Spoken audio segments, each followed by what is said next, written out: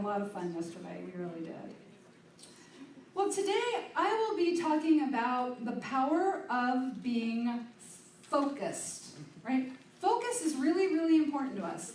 And I got it from this book I've been reading called The Art of Abundance. Every chapter kind of stands on its own. It's, if you just want to read one or, one here and there, it's fine. But in the chapter on focus, this is where we start learning about the power that we really contain within us. Now, Deepak Chopra said, intention is the starting point of every dream. Intention is the creative power that fulfills all of our needs. All of our needs, whether it is money, relationships, spiritual awakening, or love. Everything that happens in the universe begins with intention.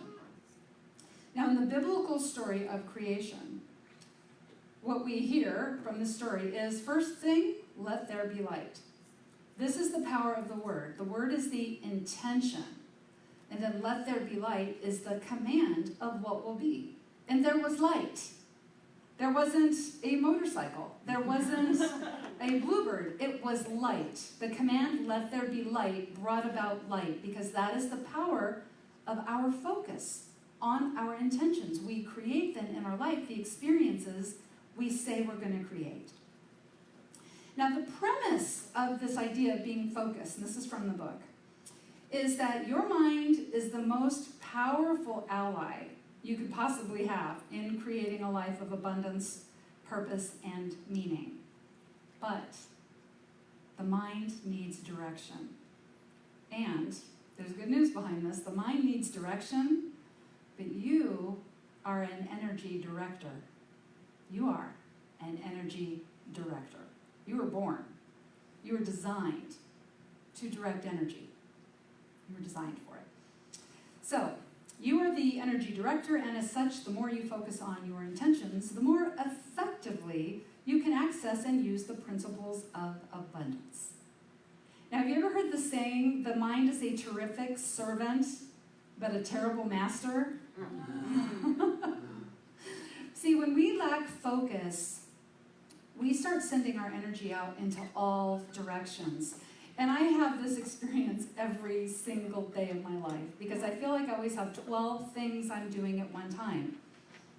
And I can't concentrate on one thing while I'm busy thinking about how many things I have to do. So my mind, it goes crazy. It's like if there's a bunch of kittens in there sometimes with a ball of yarn, is what it feels like. So our energy flows where attention goes. You've heard that. Energy flows where attention goes. Okay, if we have 10 things we're trying to concentrate on, but what we're thinking about, our attention is, oh my gosh, I have so much to do. I'm overwhelmed. I am so stressed out. The energy goes to, I have so much to do. I'm so overwhelmed. I'm so stressed out. Not any of those 10 or 12 things that need to get done. Where's our attention? Where's our attention? So our focused intention is what's actually determining what's being made manifest in our life. Our focus is all us. But our mind needs a diligent director. A diligent director. And we become that director when we embody mindfulness and we embody awareness. And we start paying attention to what we are doing. We pay attention to how we're thinking. Now, this is the power of divine will. In the 12 powers of man, Charles Fillmore talks about these 12 powers that we were born with. We don't have to go buy it. We don't have to see a special guru. These powers are already within us. And one of those powers is will. And that is our ability to choose, to make a choice, to decide that something will get done. That is a power that we already have within us. We have the power within us to command our thoughts. It's in there. But we have to be mindful of how we're behaving. We have to have awareness of what we're doing, why we choose to do what we do. Now, without any conscious focus on our intention pointing the way, we actually can create an abundance of whatever. Because we are directing energy all the time, the universe is constantly expanding through us. So we are always creating an abundance of something. It's not necessarily money and good times and good experiences and friendships. If we are focusing on, oh, things are really hard and I don't know how to do this, okay, we're creating an abundance of life is hard. We can create an abundance of struggle. We can create an abundance of confusion. Okay, we can create an abundance of anything. So he says in this book, the problem. Our minds are so easily distracted, right? Squirrel. Our minds are so easily distracted. Do you do that? Like when you're working on stuff at home, you're like, oh, I'm really going to get this. A penny. Okay, our minds are so easily distracted by the daily dramas and doings, the comings and goings of life, that we sacrifice our ability to focus our creative energy solely on the secret to life that will set us free. And that secret is our oneness with the universe. We stop focusing on that, and instead we focus on the drama, the stuff, the crazy stuff going on. Now, when we don't focus on the oneness that we are connected to, we also are not really connected to the principle of abundance, using it in the way we want to use it. Instead, it's being used for fulfilling our abundance of confusion or clarity, confusion or lack or struggle. Okay, where are we focusing? Somebody asked me on Friday, and this was kind of funny because I had been working on this. She said, Deanna, how do you stay focused on your intentions? So I brought my props with me today.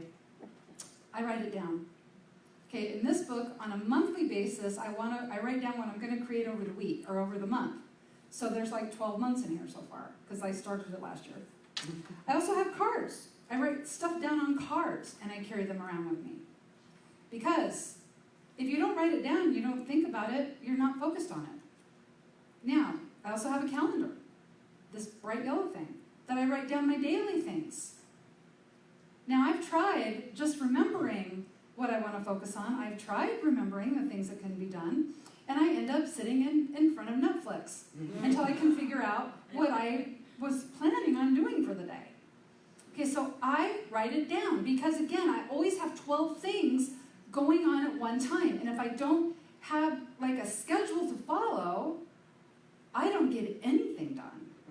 Okay, so I write it down, and he recommends writing things down too in here. So when we get distracted by things, we start focusing on the things we really don't want to create in our life. We start focusing on the overwhelm. We start focusing on how this area of our life is not working out for us. And what's interesting, if we really, really, really look at our life, if one area of our life has a struggle in it, it's very likely that all the other areas have a similar struggle. All areas of our life. So, our focused mind is a very powerful mind, and it has some backup, but guess what? So is our unfocused mind. Our unfocused mind is just as powerful as our focused mind. It's just, bringing things into our life. It's helping us bring things into our life that we don't really want. See, when we're focusing on something, we create a target. In here are all my targets, all my happy outcomes that I want to create over the month. Those are our targets, our happy outcomes. Now, what makes the mind such a powerful servant is that within the brain, and I always will point back here because it's actually located in the brainstem, is our RAS, reticular activating system. And I know I talk about this a lot, but it's really, really important because our brain, the diligent servant, our mind, the diligent servant, whatever we put into our focus, the brain will create a filter for it. And that's all we'll see in our life. Whatever we put in that filter. So if we're focusing on our happy outcome, if we're focusing on the things that we're writing down, this is what makes the mind a powerful servant, and this is what gives the brain its command to set up a filter so that it becomes possible for us to create the things we want to create.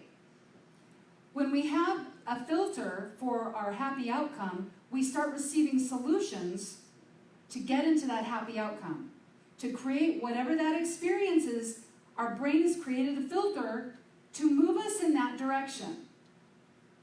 But when our mind is not focused on our happy outcome and is instead focused on the drama, the overwhelm, the stress, the crazy people we have to work with, the crazy neighbors, the crazy clients, the crazy whatever, now we're setting up a new filter and it has nothing to do with our happy outcome.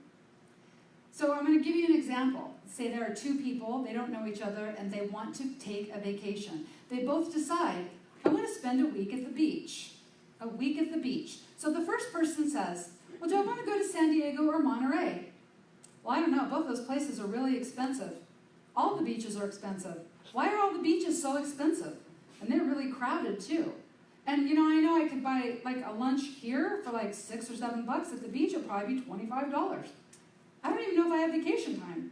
I don't know if I can afford to take a vacation because life has gotten so expensive. I might have to just cash out my vacation at the end of the year. Okay? Now what's happened is that person starts off, I want a vacation. But it doesn't matter what they want. The filter is being created based on what they believe.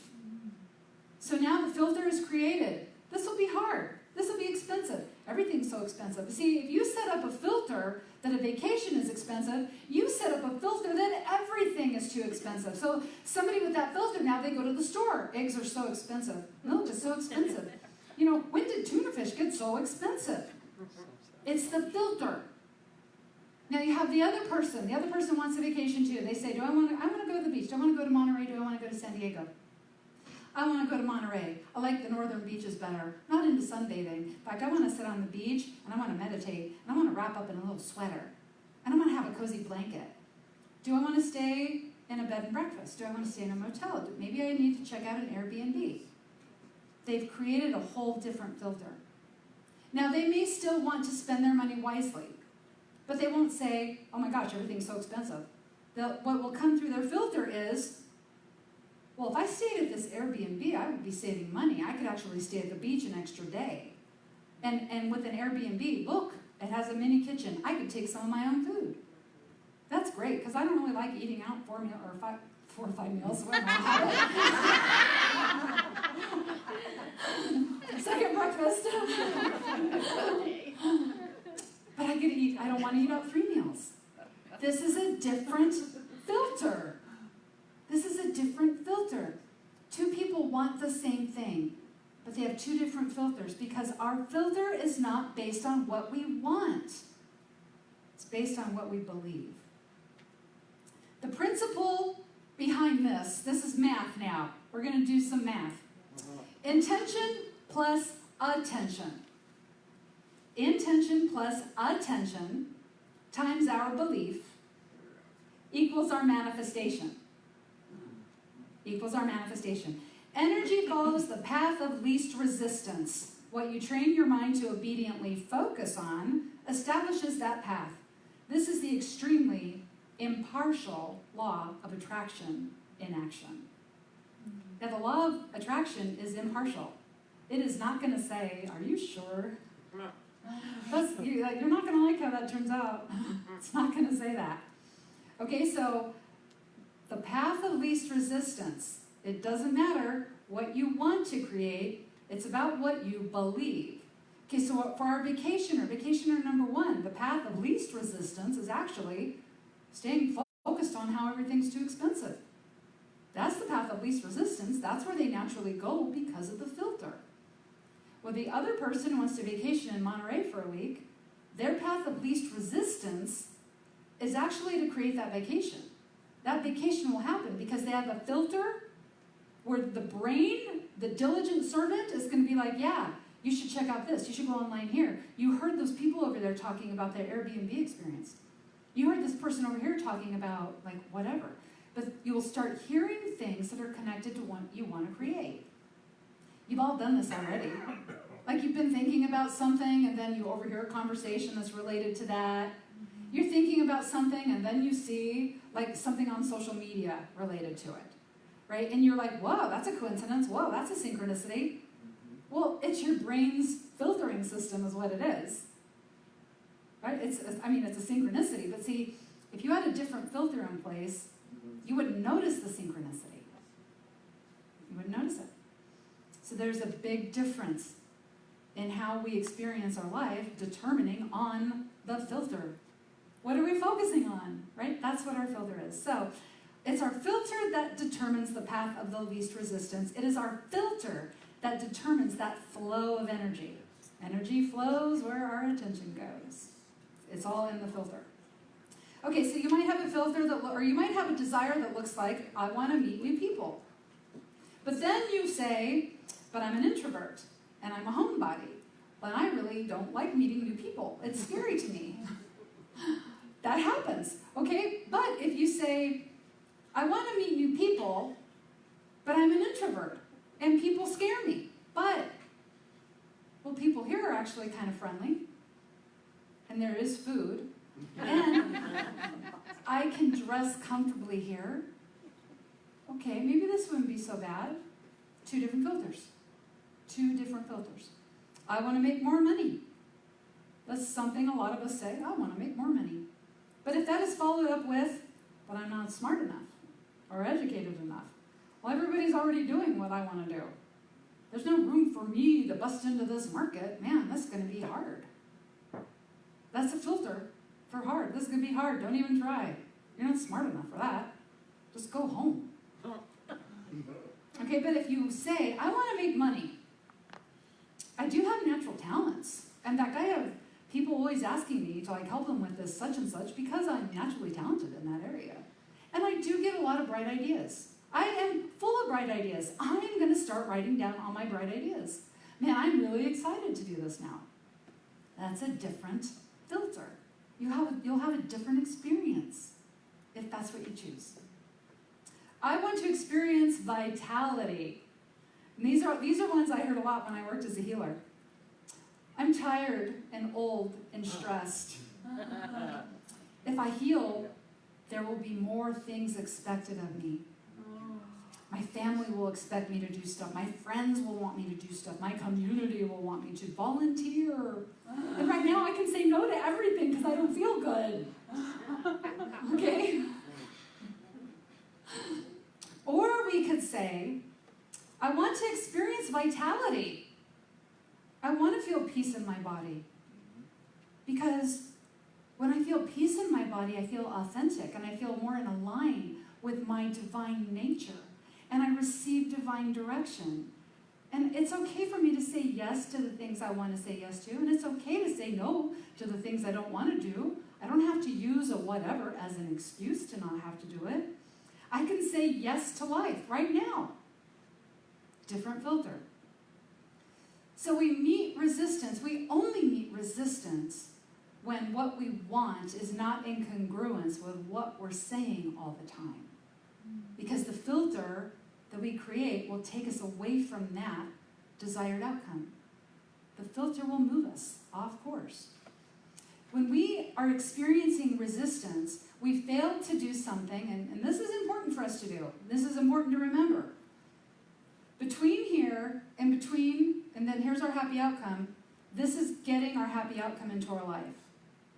Now sometimes some of us have a happy outcome that we've wanted for a long time and we haven't created it. Because we think between here and the happy outcome, there's a lot of hard things that we're not capable of doing. Now in the book of Proverbs 55:22, I love the numbers, that's why I chose this one. It says, cast your burdens on the Lord, he shall sustain you. So here we are, here's our happy outcome. This is all the burdens. This is all the stuff. We don't know how to do it, or it feels too hard, or I'm not tall enough, I didn't have second breakfast, so I can't create any of these things I want to create. I'm going to have to watch Lord of the Rings later. Okay? This is our burden area, is right here. Okay, so cast your burdens on the Lord. Okay, we cast our burdens onto the universe, onto Source, onto Spirit, onto God, onto the Christ consciousness, the Christ, the inner divinity, indwelling Spirit, the Force, whatever you want to call that. You put the burdens on that because between here and your happy outcome, if you're focused on how hard this is, you have just created a filter this is going to be too hard to focus. This is going to be too hard to create. You created a filter right there because you're looking in here. But if you cast that on the Lord, okay, on source, and you're focusing on the happy outcome, now you're in place to receive divine direction. Divine direction that will guide you to get from here to here without worrying about all the hard stuff in here. And sometimes it is really crazy how ridiculously easy it can be to get from here to here when you cast your preconceived notion of how hard it's going to be. I've created things in my life that were so easy, but I had to get to a place where I could allow myself to receive that instruction. Yeah. I had to do that. When we're all focused here, we can't receive instruction because our filter is only set up to see this. That's all. We can't see divine instruction. In fact, one time I wanted to go to this event, and this was many years ago. My aunt was really, really sick with dementia, and I was like, I can't go to the event because I don't have anybody to watch my aunt. And my caregiver that actually lived with my aunt, she says, Deanna, I'll be here that day. I'm like, well, no, because something might work out. I can't go to the event. I couldn't even hear it because I was so focused on, wow, things are really, really hard because my aunt is so sick. I didn't hear, somebody actually handed me a solution, and I was like, dang, it's so sad that I can't go to this thing. Okay, that's what happens. See, we don't ever have to know how we get from here to there. We never have to know that, because when we just focus on that, we receive the divine direction. So we want to stop focusing on the problem, because that puts us in the problem loop. And that's when we start thinking, well, I'm going to do the same thing over and over again and hopefully get a different experience. Right? That's where we get stuck there. So our path to our happy outcome is always is going to be a path of resistance if we're not focused on the happy outcome. Least resistance is what we're focused on. Least resistance. Least resistance. So we focus on our happy outcome. So that clears the way. So he gives us a practice in here. He says, the belief in not enough is held very deeply in the collective consciousness. Training your mind to focus on the principles of abundance, that there is enough for everyone, and keeping your mind there on the principles of abundance, that's the practice of a lifetime. So the principles of abundance are this. God is all things. If you want to call it source, the universe, the quantum field, everything that's in existence came from that original creative substance. And that means each and every one of us, we were that light, and we became an individuated soul. The individuated soul decided, I'm going to have a body so I can have a physical experience. But guess what? The greater part of you is still the non-physical part of you. This is a small part right here. The greater part of you is still so big you can't even imagine it. God is all things, and that means me. Do that with me. God is all things, and that means me. That means me. The universe is constantly expanding through us then. It expands through our life, but it also expands through us through our choices. We make a choice, and then we take a different action based on that choice. Then we have a new experience based on that choice. That is how the universe expands through us. We make a choice, we take an action, we create a new experience.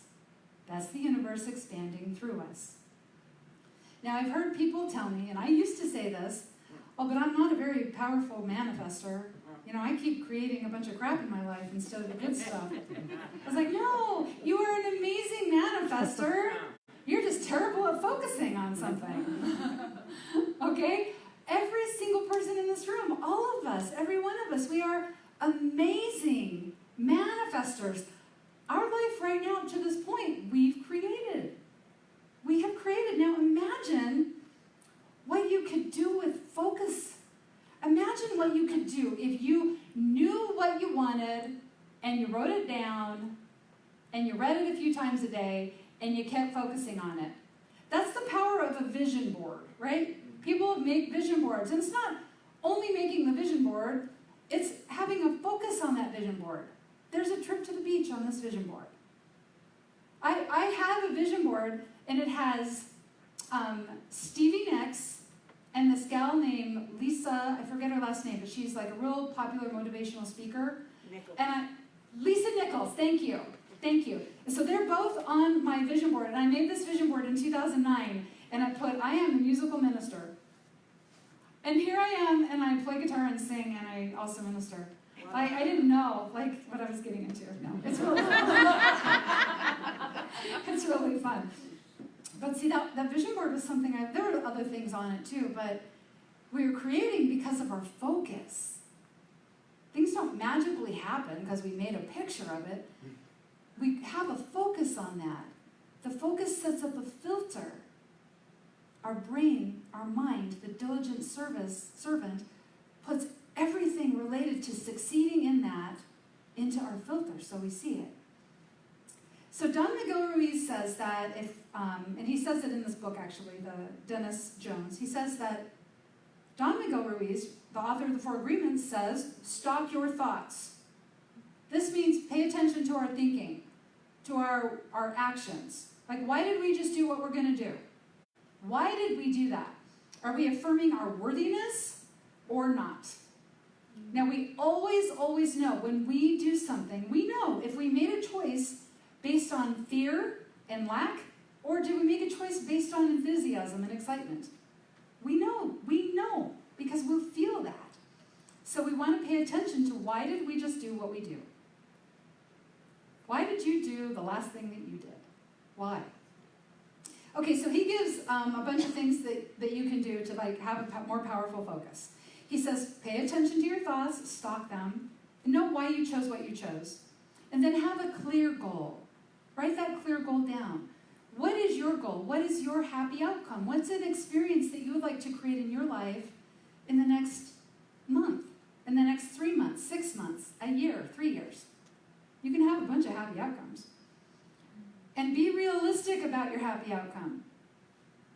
I could probably like study like that really hard math, physics, and become an astronomer if I really like cared so much to do it, but that's just not realistic. I don't like math, and astronomy is actually a little more boring than I thought it would be. It's a lot of math. It's a lot of math. I actually, like, that was a major for me one time, but no. And we also want to look at, okay, when we're setting a goal, is it a goal we want for ourselves? Or is it a goal someone thinks would be good for us? Okay, is it our goal? He also says include a vision of a better world for all of humankind. How does the world become a better place because of your success? Okay, now, sometimes it's real easy to figure that out. Like when I asked myself that, when I wanted to be a minister, it's like, well, my mission is to help other people understand their divine nature. Because when you understand your divine nature, then you go out and do an amazing thing. And then that helps somebody go out and do an amazing thing. And so, like, that's obvious, right? But what about the other things we want to create in our life? Like if we want a brand new car. Maybe we think, okay, well, I want to have a new car in the next 6 months or a year. How does that serve humankind? Well, every time we demonstrate an abundance of our good in our life, we are showing other people that it can be done. And like my mantra is, if it's been done, it can be done. And it doesn't have to be related to like a car. But if you have a good friend who bought a brand new car, if it's been done, it can be done. That means that you can manage budgeting your life out to get this neat thing that you want. If you want to redecorate your kitchen or whatever. If it's been done, it can be done. If somebody invented the Apple Watch, then that means something amazing was invented. That means somebody else can invent something amazing. Doesn't have to be another watch. The third thing he says is keep your focus on the happy outcome. So like for me, I read this throughout the day, or the cards, I have my cards out or in my pocket. Okay, so we look at it throughout the day, so we're focusing on our happy outcome because we're focusing on something. But is it our happy outcome? Or is it on the lack of a happy outcome? Is it on how hard it's going to be to get that happy outcome? Is it how expensive that happy outcome is going to be? Remember, what you focus on becomes your reality. So the payoff, there's a payoff. When you understand the power of a focused mind, the results speak for themselves.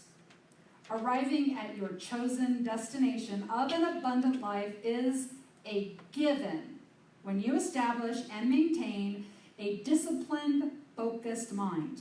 It will take you where you want to go. Focus will take you where you want to go. You have within you tremendous power. It is ridiculous how much tremendous power you have within you, and you have no idea. You have tremendous power within you. You have within you the ability to choose what you are going to think. You have the ability to choose what your next action is going to be. And will it be in alignment with your divine nature or not? Will it honor your worthiness or not? You have a spiritual stamina in you, a spiritual strength to be able to do this. Okay, to choose something that honors your divine nature. Okay, nobody in this room is frail and fragile because you have spiritual stamina. Okay, I'm not talking about the body. The body does crazy things sometimes. But within us, we have a mind that is strong and we have a heart that is strong. And they work together. Okay, so we have tremendous stamina. We can persevere. We can stay the course. We can persist. Okay, that is the power within us to control our thoughts. What are we thinking on? So give your brain a job. Write something down. Give it a job. Write it down. Read it over and over. Don't give a hoot how you'll make it happen. Cast your burdens, right? I'm going to let Spirit take care of this. It looks hard. I just said that out loud. So you know what? No. Give it to Spirit. Spirit will direct me in a way, so I'll stop complaining. Give your mind a job, and it will point the direction. It will give you the solutions. Remember, intention plus attention times belief equals a manifestation. Focus, focus, focus on what you want. Not how hard it will be. Focus on what you want. That's how we create the next brightest version of our life. And that is how we create heaven on earth. So until next time, remember, you are the activity of spirit in a body. You are the heart and hands of spirit in this world. You are a soul designed for growth and goodness. In everything you do, you are blessed.